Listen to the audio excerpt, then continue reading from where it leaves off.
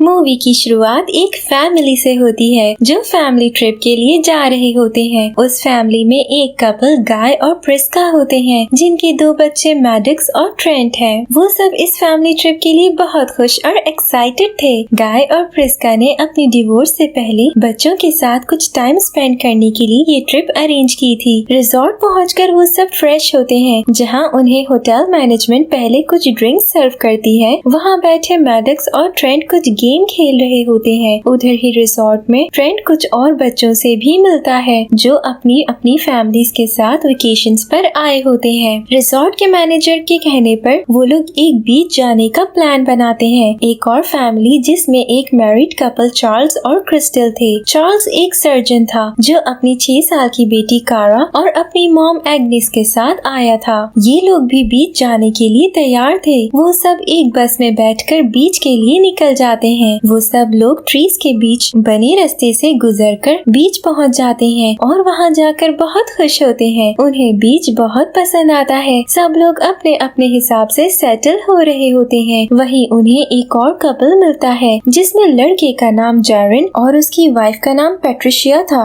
बच्चे इधर उधर भागने लगते हैं लेकिन तभी उन्हें बीच में से कुछ अजीब चीजें मिलना शुरू हो जाती है और वो सोच रहे होते हैं कि आखिर पहले के आए हुए लोग अपनी चीजें यहाँ छोड़ के क्यों चले गए। थोड़ी देर बाद ट्रेंट पानी में नहाने के लिए जाता है लेकिन तभी उसे अपने पास एक लड़की की लाश नजर आती है जिससे डर के वो चीख मारकर पानी से बाहर निकलता है और अपनी मॉम के पास चला जाता है। वो लोग मिलकर उस लाश को पानी से बाहर निकालते हैं। तभी उस डेड गर्ल का बॉयफ्रेंड मिड रैपर वहाँ आ जाता है जो बताता है कि मैं कब से इसको ढूंढ रहा था। सबको लगता है कि इस लड़की को इसके बॉयफ्रेंड ने ही मारकर पानी में फेंक दिया लेकिन वो उन्हें यकीन दिलाने की कोशिश करता है कि उसने ऐसा कुछ नहीं किया। बच्चों की वजह से वो लोग डेड बॉडी को कपड़े से कवर करके वापस अपनी जगह पर आते हैं तो क्रिस्टल चार्ल्स को आकर बताती है कि उसकी मॉम की तबीयत ठीक नहीं है। चार्ल्स उनके पास जाता है तो अपनी मॉम को पहले से भी ज्यादा ओल्ड हुआ पाता है। वो उन्हें बचाने की बहुत कोशिश करता है लेकिन वो बच नहीं पाती और उनकी डेथ हो जाती है। दूसरी तरफ जायरन ट्रीज को काट कर बनाए गए रास्ते से बाहर निकलने की कोशिश करता है लेकिन उसका सर चकराने लगता है और वो वापस बीच पर आकर गिरता है। मिड रैपर भी वहाँ से भागने की कोशिश करता है जिस पर चार्ल्स उसके पीछे भागता है लेकिन वहाँ जाकर अचानक उनके सर में दर्द होने लगता है और वो बेहोश हो जाते हैं। होश आने पर वो खुद को वापस बीच पर ही पाते हैं। कुछ देर बाद प्रिस्का को मैडिक्स और ट्रेंट कहीं नजर नहीं आते। वो उन्हें ढूंढते ढूंढते जैरन और पैट्रिशिया के पास जाती है जो ऑलरेडी बैठे किसी से बात कर रहे होते हैं। वो उनसे अपने बच्चों के बारे में पूछती है जिस पर वो जवाब देती है कि ये हमारे सामने ही तो बैठे हैं। प्रिस्का देखती है तो वहाँ मैडिक्स और ट्रेंट ही होते हैं लेकिन वो लोग उम्र में बड़े हो गए थे। ये देखकर वो बहुत हैरान हो जाती है कि उसके छोटे बच्चे कुछ घंटों में इतने बड़े टीनेजर्स कैसे बन गए लेकिन बच्चों को इस बात का अंदाजा नहीं हो रहा था। गाय भी वहाँ आ जाता है और मैडिक्स परेशानी में उसके गले लगती है। अब सब लोग ये सब देखकर बहुत परेशान हो जाते हैं। आहिस्ता आहिस्ता सब लोग की एज बढ़ने लगती है। बड़ों के चेहरों पे रिंकल्स आने लगते हैं और वो बूढ़े दिखने लगते हैं। इसी तरह बच्चे भी अपनी उम्र से बड़े हो जाते हैं। ट्रेंट और कारा एक टेंट में चले जाते हैं और सब बड़े बाहर इस बात की तस्दीक कर रहे होते हैं कि आखिर ये सब क्यों और कैसे हो रहा है। चार्ल्स को मिड रैपर पर शक होता है इसलिए वो गुस्से में उस पर हमला कर देता है। मिड रैपर के मुंह पर चोट लग जाती है। फिर जैरन उससे आराम से उसका नाम पूछता है तो वो अपना नाम मिड सेडन बताता है।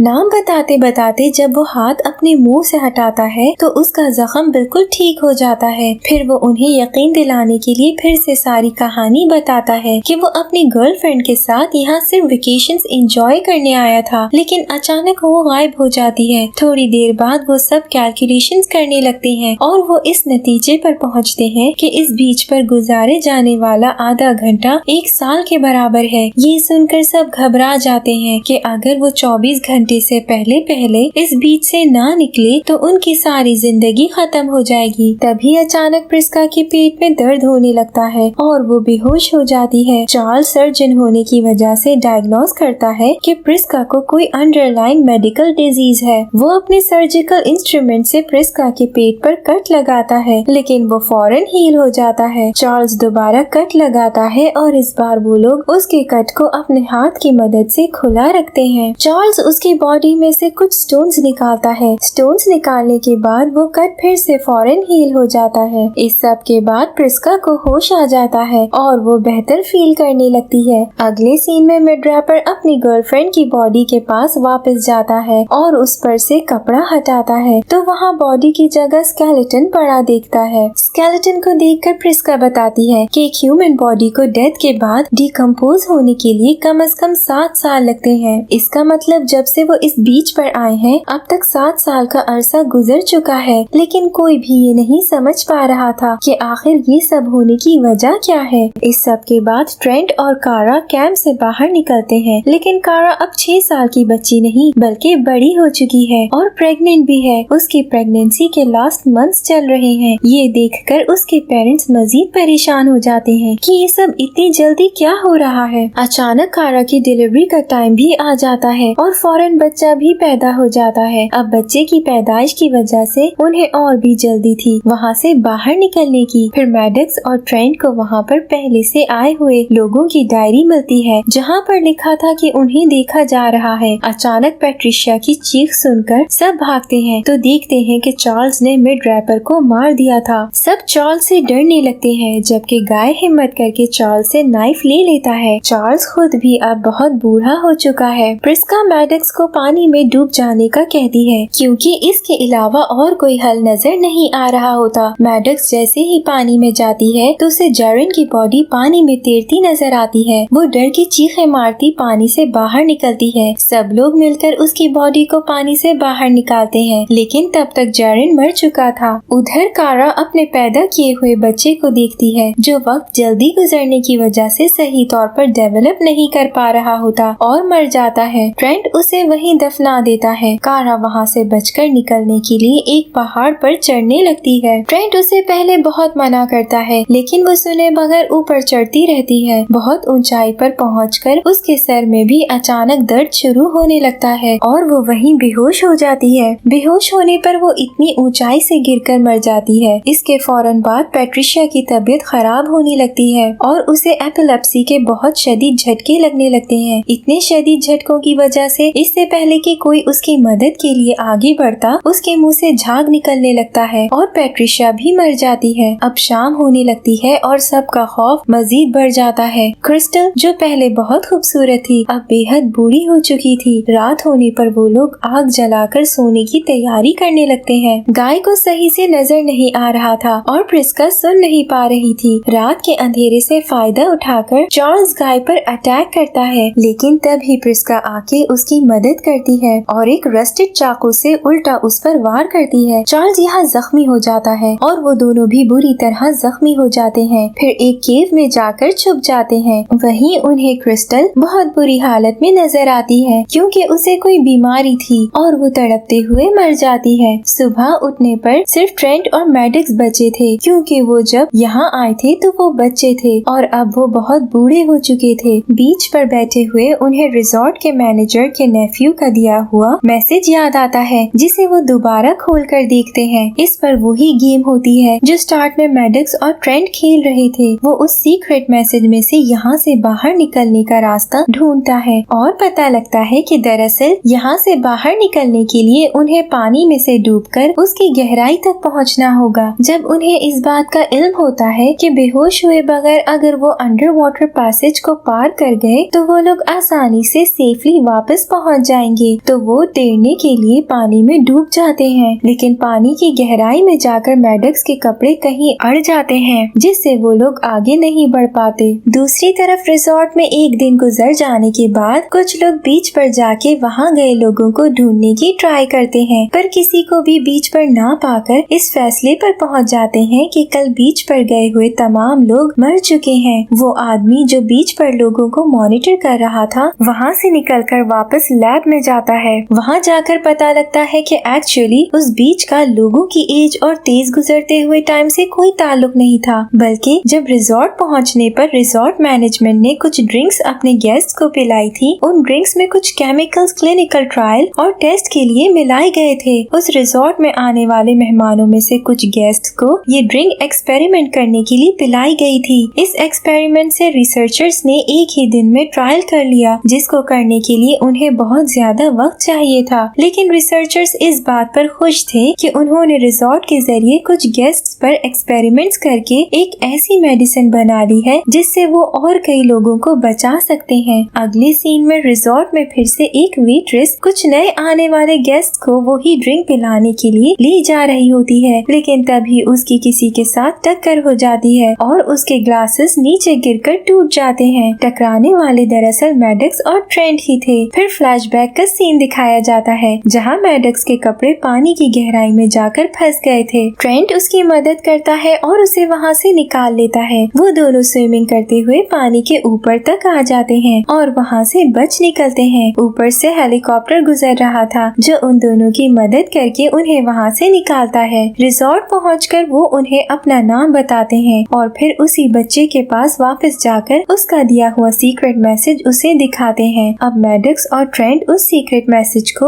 उस रिजॉर्ट और उसकी मैनेजमेंट के खिलाफ पुलिस के सामने एविडेंस के तौर पे शो करने वाले थे और ये बता सकेंगे कि उनकी तरह और कितने लोग इसी तरह इस रिजॉर्ट से आज तक मिसिंग हैं। इससे पुलिस उस रिजॉर्ट वालों को अरेस्ट कर सकेंगी। एंड पर मैडक्स और ट्रेंट अपनी बाकी की जिंदगी गुजारने के लिए वापस चले जाते हैं और यहाँ मूवी खत्म हो जाती है।